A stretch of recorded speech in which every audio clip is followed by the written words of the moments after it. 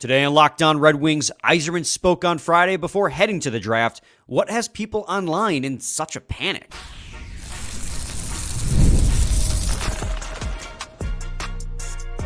You're Locked On Red Wings, your daily podcast on the Detroit Red Wings. Part of the Locked On Podcast Network, your team every day. Welcome back to the Locked On Red Wings podcast. We are your hosts, Brian Fisher and Scotty Bentley. I'm a former broadcast producer for 97.1 The Ticket, where Scotty's a host over at Locked On Tigers, as well as a freelance journalist for the Detroit News. And on today's episode, guys, we're going to simply just talk about and react to and break down that Yzerman presser from Friday. He spoke for about 54 minutes to the media, answering a myriad of questions regarding the 15th overall pick, free agency, Moritz Seider, Lucas Raymond's new contracts, all of that. So we'll basically give you our 2 cents on everything he said and maybe try to calm the fervor online. I know it's probably just a vocal minority, but as that presser was going on, because it wasn't live streamed, it was just, we were just seeing quotes at the time through beat writers, and people were taking those out of context, right? Because we're not hearing how Yzerman's saying it. And people are freaking out. And I'm reading these quotes and I go, this is just the most standard Steve Yzerman thing ever to be saying. And it can be interpreted in 3 different ways. So basically, we're going to try and calm whatever weird freaking out was going on online on Friday. But before we can get to that, I want to thank you guys for making Locked On Red Wings your first listen every day. We are free and available wherever you get your podcasts and on YouTube. Part of the Locked On Podcast Network, your team every day. And I want to let you guys know that today's episode is brought to you by FanDuel. Make every moment more. As playoffs wind down, the sports stop sporting like we want them to. But this summer, FanDuel is hooking up all customers with a boost or a bonus daily. That's right. There's something for everyone every day all summer long. Visit FanDuel.com/LockedOn today to get started. Scotty, first of all, happy Monday. Hope you had a good weekend. It was good. How about you? It was good. It was, you know what? It was pretty good. Hardworking, replacing pieces of rotting deck board with nude board in 95-degree heat Sounds awesome. Interesting, but, I just put on a couple podcasts. We had a leak in our apartment, so we've been dealing with that all weekend. It was super fun. Yeah, Sounds AC unit above us just dumped into my roommate's bedroom, so super Sounds fun. like neither of us actually had fun weekends. No, it wasn't great, but Scotland. Today we were talking about the press media availability that Steve Yzerman had, and he spoke about a lot of different topics in these 54 minutes. What was the first thing that you wanted to talk about, first thing that stood out to you that you'd like to address? Yeah, well, I think the comment that I take the most stock in is the goaltending conversation, but I also think that the comment that is probably the biggest talking point. I don't know. Honestly, there's a lot that are pretty big talking points. Let's start with, I want to start with the one that I think is the least big deal, that was blown into out of proportion into being a huge deal by a lot of people, which was the Patrick Kane comments. Yeah. I don't know what people really expected. He basically said, we're going to keep in touch with Kane's camp and his agent and see what happens. And that, I have no idea how that's even a story to me, to be completely honest with you. I'd hope so. I'd hope that the guy that had as good of a year as and his future first ballot Hall of Famer and whatnot, you're going to keep in contact with. I would hope so. But I'm not sure. If you were expecting some sort of guarantee of we're going to go, that was never going to happen because Kane doesn't want that to happen. Kane wants to play the market himself, as I've already stood on my soapbox before talking about this situation, so I don't have to go down that road again. But I'm glad, if there's anything positive to take from it, I'm glad that they are staying in contact. That's awesome. That I'm glad to hear that they're not just he's going to be on a different team guaranteed. But that's about as much as I expected at the end of June. We're keeping in contact and he's still going to be a UFA. It's so crazy that people hear that they're keeping in touch and they're like, oh, he's gone. First of all, First of all, that was always a distinct possibility. This was a major prove-it year for Patrick Kane, and he proved it. He had 20 goals coming off again.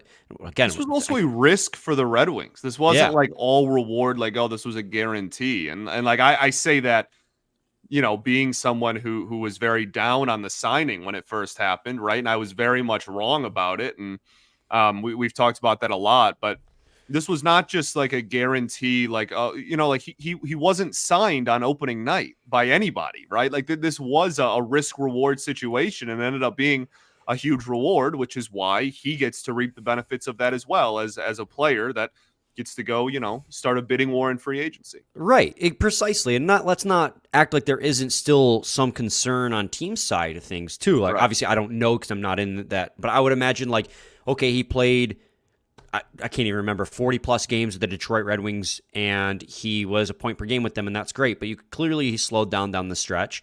And I personally think that has more to do with lack of conditioning because he hadn't been able to, as he put, train like a hockey player in the last few off seasons. But there's no guarantee that his health is going to stay this good because this is still... He is the first ever person to come back from this. Right. So I think there's probably some hesitation on a lot of team sides too. So when I hear that they're keeping in touch, like this is just par for the course. Of course, Patrick Kane would go out there and see what's out there in terms of offers because he's looking for term. He said that. He wants to stay someplace for a little while. The last calendar year, he's played on 3 different teams in 3 different cities. Thankfully for him, all in the Midwest/East Coast. So it's not like he went to Anaheim or anything, but he's looking to stay someplace. And he's 35 going on 36 coming off a major hip surgery. And the Red Wings as a team that are looking to become contenders. I'm sure there's some, again, my speculation, not that I know for sure, but I wouldn't be surprised if there is some trepidation in giving a 3-year contract to a guy going on 36 who's coming off an experimental hip surgery. Again, he was really freaking good, and we have a little bit of proof that he is going to continue to be Patrick Kane here going forward, but that doesn't mean that there's a zero chance. You can't predict injury, and I understand that, but like I wouldn't be surprised personally if that is kind of a sticking point for not just the Red Wings, but a lot of teams. So that's why there's going to be a bidding war, and there's going to be a lot to go over. And the Red Wings are looking to have, as Steve Yzerman put in this press conference, sustained success. So there's that risk-reward factor again. So I'm not surprised that they're keeping in touch, as Patrick Kane returning was never a guarantee. So I'm not freaking out about it. Yeah, no, same. And again, I've already kind of ranted about this earlier in the offseason. So we don't have to spend any more time on it. It's just, I think a lot of it comes down to term, right? How much term teams are willing to offer, how many years teams are willing to offer a guy going on 36, like you talked about, going off of this hip injury. But I think that he's proven that he's worth, a year and high AAV. It's just a matter of how many years people are going to give him, and he'll probably go to the team that offers the most term. And when talking about Raymond and Seider, term is really out of the question, and it comes down to AAV. So kind of flip side of the coin. I think both of those guys are going to get plenty of years, and that's not going to be much of a talking point in these. I think most of those conversations are going to be how much is that dollar sign. Yeah, and I want to hold on to the Mo and Ray stuff just for a second because I know that's going to be a little bit longer conversation. We're heading towards the first break. But I think the quickest thing that we can touch on before going to break is like hanging on to pick number 15. Yzerman said that in the press media availability, like that's very much a day of thing. So they asked him a couple times, like, are you going to take best player available? Are you staying at 15, moving up? And he's like, as of right now, we're going to take best player available. They asked him about like looking at the depth chart and how that affects. He's like, it certainly does play a part, but it doesn't make certain players automatic over others. He basically just said, as of right now, and again, I'm paraphrasing, go listen to the media availability on YouTube, but this is what I took away. But what I took away is, as of right now, they're sticking at 15, and if a trade does happen, it's going to happen day of the draft. And he said that most first-round draft trades happen like the talks begin 2 or 3 picks before you go. So I saw people kind of like talking about how they need to trade up, trade down. They're disappointed they're going to stay at 15. I'm like, again, par for the course. These conversations don't really begin until the day of. This is not unprecedented territory. So again, this is Steve Yzerman saying just really normal things. Yeah, this means the least to me of every single comment we're going to talk about this entire episode. for all of the reasons you just laid out. I don't have too much else to add. They have the 15th pick, and you don't start like you're not going to trade up and have all of these conversations for the most part, a week before the draft. So like those comments mean literally nothing to me. Like, great if they and they might, we both at least unless you've changed your tune, but like we both talked about last week how we think they're going to just stay at 15. Like, I'm not saying that always lying. Like they probably will stay at 15. I think that's probably what they end up doing. But if they don't, he also isn't going to broadcast that a week before the draft. He's not going to be like, oh yeah, we're doing everything in our power to trade up. By the way, that's not what GMs do. So well, and it's also really funny too because he said a thing there that I hear a lot of people say, and I think we've probably said it. Steve Yzerman lies to our face. I've changed my tune on that. I don't think he lies to our face as often as we think. I think what he tells us is the truth at the time, and that things just happen so fast and change so fast that can change the outlook. So I think what he's saying today is the truth today, but a week from now that might change depending on what he's hearing around the league. So we're going to head to a quick break. And when we return, we're going to talk about the Moritz Seider and Lucas Raymond contract conversation because we sort of got an update. And again, people are blowing that up proportion, the free agency and the goaltending stuff as well as whatever left we have time for. So stay tuned for that in segment 2 of Locked On Red Wings. Today's episode is brought to you by FanDuel. I love sports. I love them so much that I never want them to stop. But as the playoffs wind down, Game 7 today, guys, we get fewer games and the sports aren't sporting like we want them to, besides baseball, which is like every day of the week. But FanDuel lets me keep the sports going whenever I want. All I have to do is open the app and dream up bets anytime I'm in the mood. And this summer, FanDuel is hooking up all customers with a boost or a bonus daily. That's right, there's something for everyone every day all summer long. And with baseball ongoing, you're going to have good deals to look forward to. So head over to FanDuel.com/lockedon and start making the most out of your summer. FanDuel, official sports betting partner of Major League Baseball. Segment 2, Locked On Red Wings podcast. Scotty and I are talking about the Yzerman presser on Friday, breaking down and trying to calm people down because and again, I'm sure it was a pretty vocal minority that got retweeted because they were hot takes. Really, everything he said was just a non-issue. It's just you got to listen to it and hear the context in which he's saying these things, and it makes a lot more sense. There's at least a little bit of a conversation with the goalie one, but sure, yeah. If that's where you want to go next, I know I teased Moritz Seider and Lucas Raymond. No, we can save the goalie one for the end. Okay. Honestly, I think Mo and Raymond is a pressing issue, and I also think that this was one where we didn't really get an update. The only update that we got, albeit is somewhat of a disappointing one, right? Like I wasn't expecting Yzerman to go out there and be like, "Hey, we're gonna have the contract done by this exact date, and we're shooting for these terms, whatever." Like, we were never going to get that much information, but it does sound like that they will not have contracts in place by the time free agency opens, which is noteworthy and is absolutely something that is worth bringing up and noting because that means that, and Boltman talked about it a little bit with us last week, that means that they're going to have to set aside, right? Like we have an illusion of cap space. We're going to have to set aside money that we know we are going to have to give both of those guys and not just, go out and spend all 20 million or whatever we have in cap on July 1. So I think that is a very noteworthy thing we learned at a minimum. Yo, it absolutely is because, and exactly what you just said, rather than actually knowing the number, you kind of have to allow yourself a little wiggle room for negotiations as this proceeds. And so Red Wings fans, and I'm bummed from a content standpoint, like getting Raymond, I'm going to be honest with you guys, getting Moritz Seider and Lucas Raymond contracts right now in the deadest period of the time would have been fantastic for content. We root for radio every single time, and here in June, after May of nothing happening and June with nothing happening until June 28th, I was dying for it. But them not being signed prior to July 1st, while it would have been tremendously helpful for their own free agency purposes, this is not uncommon. These are big-time restricted free agents. So negotiating a contract and deciding what's best, a bridge deal or a long-term deal, is going to be huge. Because, and Prashant Iyer came out with his If I Were Steve Yzerman today on his Substack. It's free to read. Go read it. It's great content.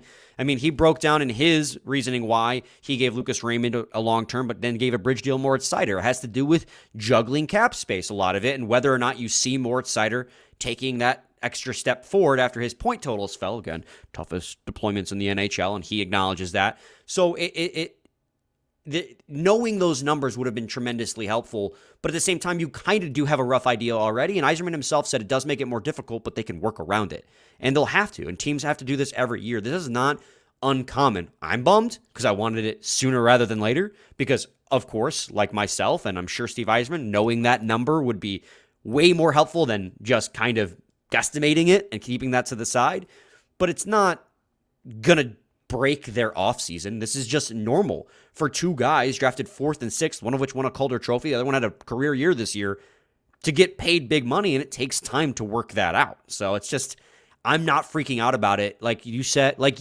Max said, you're just going to put the money to the side and keep negotiations going as they hit into free agency. It's normal. Yeah, absolutely. And I think that especially when it comes to Yzerman and his history, we'll call it, this is certainly not uncommon, right? Like we've seen Yzerman really drag out negotiations before. We saw it a little bit with Larkin, but that's not uncommon for him either. So I think this is a report that's in the camp of like not surprising, but still somewhat disappointing, right? Like it's not disheartening. I'm not like, oh my goodness, they're not going to get contracts done. They will. I'm still very confident that these two both have long-term deals by the time opening night rolls around. But having that by July 1 would objectively have had been really helpful. And so the fact that that's not going to happen is, again, slightly disappointing. But it's not like completely, like I said, it's not completely disheartening. It's not making me think that the offseason, is going to be like shaky, or that I'm worried about the future of either of those two or the rest of the team. It just, would have been more beneficial, I think, if they were able to get it done. But it's certainly not a shock or wildly uncommon, like you said. Bingo. You nailed it on the head there, buddy. I'll touch on this since, again, we're closing in on a break, and the goaltending and free agency thing is a longer conversation, so I want to save that for segment 3. We got updates on Larkin and Alex Lyon because both of those guys got hurt. One at World Championship, one prior to World Championship, and both ended up not playing. I know Lyon played like a game or two before leaving. Both will be 100% by the season starting, according to Yzerman. Larkin sustained an upper body injury late in the season that required surgery. I believe he said it wasn't quite minor surgery or something along those lines, but he said he hasn't gotten back on the ice yet, but he is projected to be 100% by training camp. That's 2 more months? Training camp's in August, I believe. So we should be fine on that front, which is good news to hear. Then Alex Lyon just got a cut in his finger. He said it like lacerated a tendon, but shouldn't really affect him going into the next season. So it's good to hear positive updates on those two, because it's been, since we're in off season, it's been radio silence on both of those guys' injuries. So we haven't heard anything regarding them since they left the World Championship in April, right? May, whatever it was. Right, especially Lyon, because he played, right? Like we saw him play and then get pulled, mid game, and he didn't finish out a game and then didn't play again. So I think that one specifically is definitely nice to hear. But obviously you want Larkin healthy, and the fact that neither of them should have a huge chunk of time missed, going into camp and preseason and whatnot. It's obviously a great sign. But I think that does transition us into the goaltending conversation. It's obviously we root for everybody's health. It's great that Lyon's going to be fully healthy. But I think the comment that Yzerman made that had the biggest response, and I think probably rightfully so, was his opinion of free agency in general, which I know we want to talk about as well, but also the goaltending more specifically. Yeah, absolutely. And we'll hit on that as soon as we get out of this break right here. So stay tuned to segment 3 of Locked On Red Wings. Passion, drive, and patience. The formula for winning championships is also what keeps your ride or die alive. eBay Motors has everything you need to maintain your vehicle and level it up to peak performance. Superchargers, roof racks, exhaust kits, LED headlights, and more. Whether you're into speed, power, or style, eBay Motors has you covered. With over 122 million parts for your number one ride or die, you'll always find exactly what you're looking for. And with eBay Guaranteed Fit, your part is guaranteed to fit your ride every time or your money back. Because with eBay Motors, you're burning rubber, not cash. With all the parts you need at the prices you want, it's easy to make your car the MVP and bring home huge wins. Keep your ride or die alive at ebaymotors.com. Eligible items only. Exclusions apply. eBay Guaranteed Fit only available to U.S. customers. Segment 3, Locked On Red Wings podcast. Scotty, obviously free agency and goaltending was discussed at the presser, and I think this is, you and I are kind of in agreement here. This was probably the biggest thing he said that bummed us out, but I think there are also multiple ways to interpret this, and I also don't think I will also say I think it was a distinct possibility as well that they may just roll it back with the two goalies they already have under contract, because they have two goalies under contract. Yeah, we've been talking about the goalie situation at nauseum, right? For honestly, I feel like since before the regular season even ended, we started talking about the future of net for the Wings. And this is definitely the one that I think you can take the most out of, right? A lot of this episode has been, oh, this isn't as big of a deal as maybe people seemed, et cetera, with some, exceptions to that. Obviously, this is the one where I think, I don't want to say he was the most straightforward, because to your point earlier, he could pivot and, change his somebody mind becomes at any available point, and all of this is moot, right? But I do think that this is the one that has kind of has the most legs to stand on, just because when he was describing the goalie situation, what I took out of it and what a lot of people I think took out of it was they're not going to go after a higher end goalie that is going to play, 35 to 55 games for the Wings next year. If and when they do add a goaltender, it's going to be a kind of like what Lyon was supposed to be last year, right? They're going to add somebody who is going to be a third stringer. If they just are going to bring in have three goalies again, they clearly proved that they have no issue doing that last season. I think part of that has to do with how the blue line shapes up as well. They're not going to carry, like 8+ defensemen and 3 goalies probably. But and then on top of that, I think there's it is also somebody who could be, a Grand Rapids type of piece. But he also mentioned Kosa and how Kosa's role in Grand Rapids he wants to increase. So it's this fine line he's going to have to try and walk here. Maybe that does just guarantee a 3 goalie Wings opening night system again, right? Maybe that's it, because he did mention specifically that he wanted Kosa's role to increase in Grand Rapids. So we'll see, but I am slightly disappointed that if they do end a goalie, it's going to be, a depth piece more than anything, or more likely than anything else.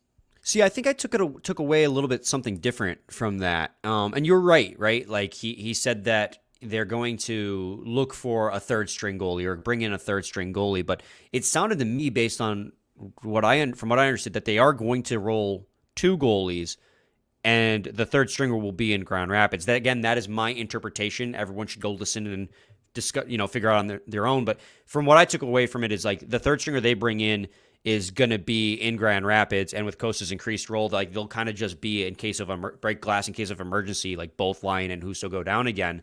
Mm-hmm. And it sounded to me that they weren't heavily considering carrying 3, because that's not what they were planning to do this last season. It just became a necessity because of injuries. And Malone said something about to that as well at the post-season media availability, end of season media availability, that There were discussions about sending one down through waivers and thus stuff like that. But then before they could do it, injuries started popping up and they needed all three goalies to stay on the roster. And then, so he did say, like, specifically, he said he's not looking to bring in a goalie for 2 to 3 years, which I thought was really interesting because I think that can be interpreted in multiple ways. I think the most likely, the most realistic is that he's not going to bring in like a Cam Talbot, right? You know, like you were saying, he's not going to go after a higher end goalie on a medium term contract to try and take over more starts from Husso and Lyon to play that 3. But it could also mean that, and this is my conspiracy theory hat, I'm putting the hat on, he said he's not looking for a goalie to bring in a goalie for 2 to 3 years, but he didn't say he's not looking to bring in a goalie for long term. So I'm just saying, wow, the conspiracy theory is still out there. I'm reading between the lines, and the lines are probably pretty close together. There's not them. I'm literally picking, they're blurry, pulling the last straw here, right? Like I'm reaching for straws. But he said he wasn't looking for a goalie for 2 to 3 years. But he didn't say he wasn't looking for a goalie for a long term. I know I'm grasping here. But this is my conspiracy theory. I was like, but most likely, like you were saying, probably just going to look for a depth piece, and it's going to be a Husso Lyon split, because Yzerman said himself that this last season for Husso was a wash because of the injuries. You can't really take away from anything this season, can't criticize anything. So they're looking for him to have a bounce back year, and I think that you can do that. They do that. I think it'll be an all right tandem if they can stay healthy, because then Lyon, you take some of that. Lyon was exhausted by the end of the season. He got way more of a workload than he had ever gotten at the NHL before. Yeah. I think he got burned out. I think Lyon playing the hot hand consistently, if they can both be just decent goalies, like I think they can be, you'll have an okay tandem at the NHL level. I just think that there is room for upgrade, but I understand with the cap situation and everything, it's just kind of... Yeah. You know, we don't have to make this like a, breaking down the goalie situation show. We can do that when we start previewing the upcoming season in the fall as we get later into the summer here. But I understand you just have 2 guys under contract, so those are going to be your 2 goalies, and that's fine. I understand that there is a very real and legitimate chance that both of those guys just perform to somewhat close to what we're expecting of them, right? Lyon has the ability to get hot, but long term probably not, whatever he was, top 5 goalie in the NHL at one point.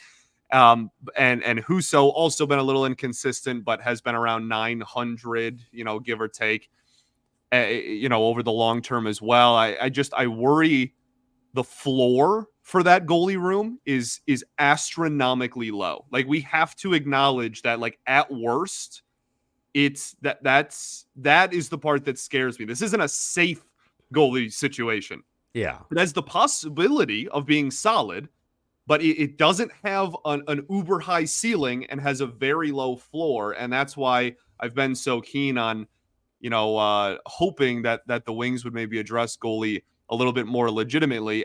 We'll see what happens. I'm not going to get like red in the face upset over something that happens, a week before free agency even opens. We'll see how the offseason plays out. But I do wish in a perfect world that they would address it a little bit more strongly than a guy who's going to be in Grand Rapids, not even as the starter in right. Grand Rapids. That would be, if that's the only thing they address there, I would be somewhat disappointed for sure. Well, maybe Costa has such a strong training camp that he is the third stringer, and every time there's a call up, that he's the guy that they call upon because he's the best third option. Yeah, because maybe. He's going to have the ability to be sent down through waivers or not through waivers, rather waiver exempt. So yeah. I mean, I guess that's a possibility too. I do think it's kind of funny too that he says that he's not looking for a goalie for just 2 to 3 years. Meanwhile, he has 2 goalies that are on expiring contracts. So like, okay, you don't address that this offseason, but if both of these guys stink and you don't want to re-up them, then you're in a bigger pickle next year. But I get not wanting to run 3 goalies because that does make roster construction a lot harder. So I get it from both angles. And ultimately, I know this is taboo to say these days, but I have faith that Steve Yzerman knows more than I do at what he's doing. Like, I've had criticisms over Yzerman, and this, like, some of the moves Yzerman's made, and this is one of the areas where I'm like I'm kind of murky, but like, I'm a guy with a microphone, so I have jerseys on my back wall. Like, that's where we're at. So like, ultimately, I'll leave it to him. And if in hindsight it was the wrong move, we'll address it then. Scotty, the last thing too is in regards to free agency, he says that they're going to be selective this year and making sure that the players that they go after fit. For some reason, fans on social media were worried about that, and I don't understand why. I think they you want people that don't fit. Well, that's exactly you want people that don't fit the wing system. You want people that are bad fits. I'm interpreting that as people. I'm interpreting that as people interpreting it as Yzerman's not going to be aggressive in free agency, which is something that we've both predicted because they're going to have youth challenging for a roster spot. Again, they got to earn it. He even said that with Simon Edmondson, who we think is a lock. He's got to earn the minutes. But they're going to have just like $10 million in cap space, if that, after setting aside the money for Seider and Raymond. You're not going to have that many roster spots to fill because you still have a lot of guys on contract or young guys pushing for roster spots.